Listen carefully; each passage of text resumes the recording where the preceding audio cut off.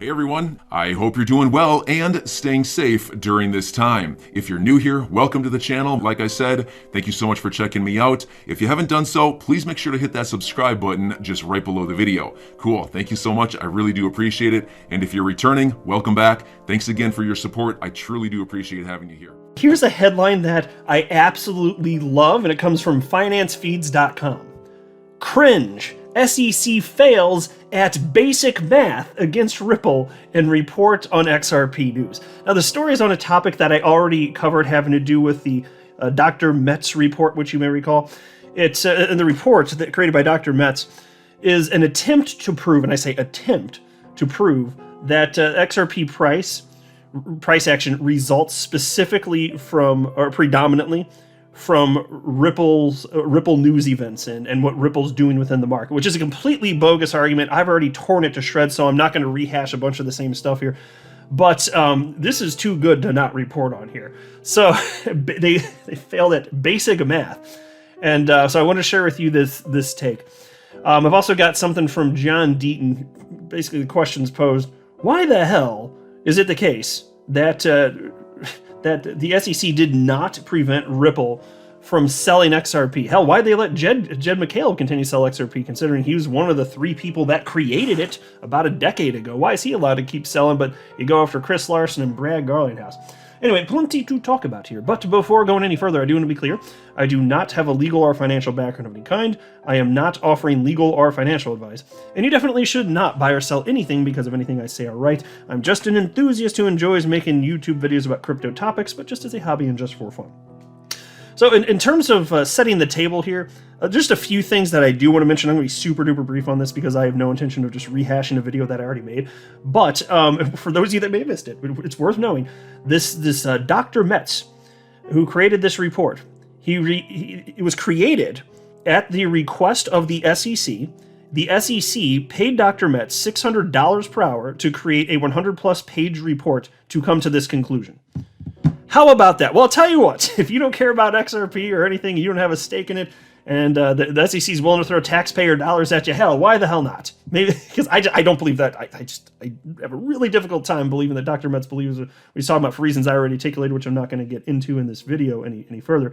But he did also state that without Ripple, the price of XRP would barely have ever gone above 2 cents, which means that it would have been the only cryptocurrency on the entire planet last market cycle to not go on a bull run. There were about 2,000 coins at the time. All of them ran parabolically, and then of course retraced downward. But all of them did. And he's saying without Ripple, wouldn't have happened. That's an argument he's actually making. It's completely absurd. Never would have reached almost $4. It would have been about 2 cents. Ridiculous. Anyway, let's dig into the piece now. Again, I love the title, so I hope you do too. Cringe. SEC fails at basic math against Ripple in report on XRP news. In the most recent event in the SEC vs. Ripple case, the plaintiff filed its response to Ripple's motion to strike the Metz supplemental expert report. The very dispute is taking place because the court allowed each expert witness to submit a report and then a rebuttal report only.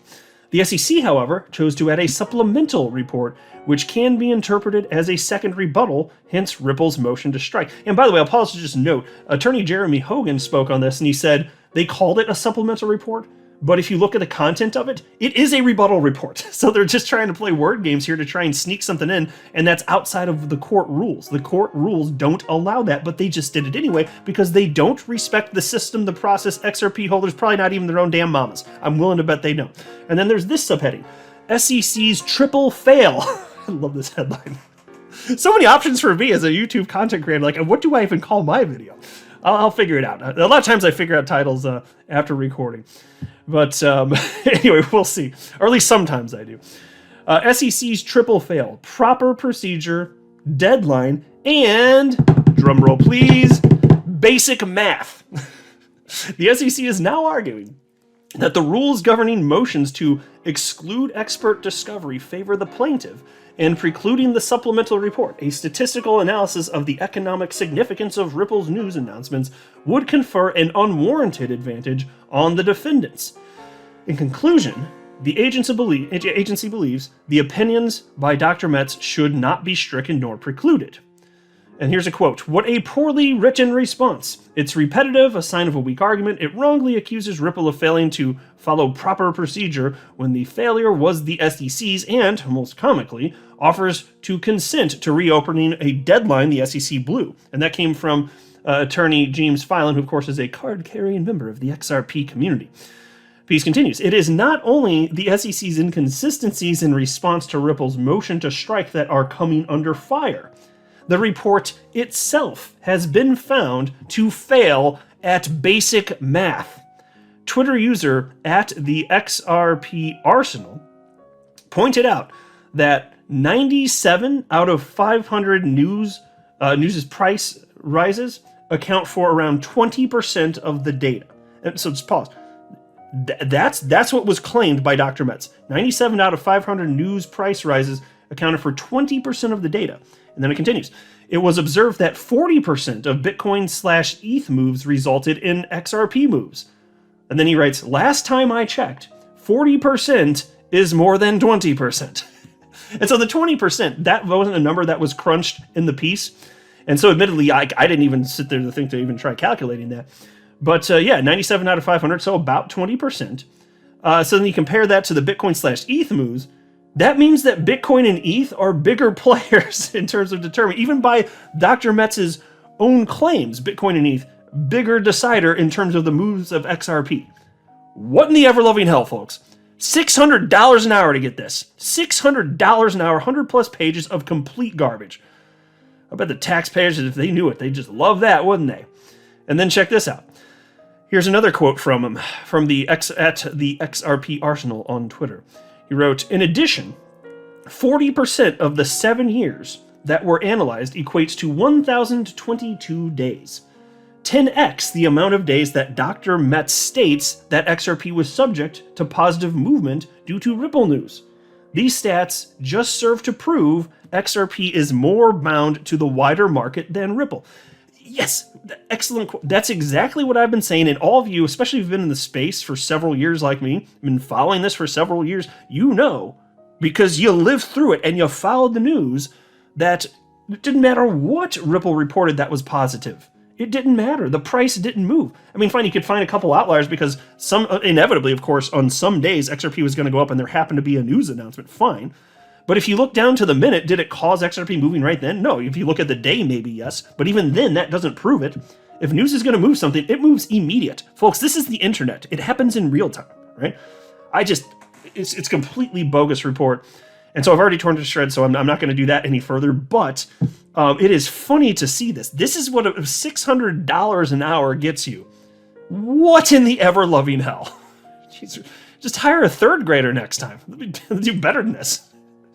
And then there is this from XRP community member Ripple, who wrote, "Block 1, this is moving on to the next topic here. Block 1 was a legit scam and deserved a cease and desist order from the SEC. But again, why did Ripple not get one as well? Attorney John Deaton mentions this many times, and it's just apparent that it was never the intention to uphold the law. It was to kill XRP." I would say this.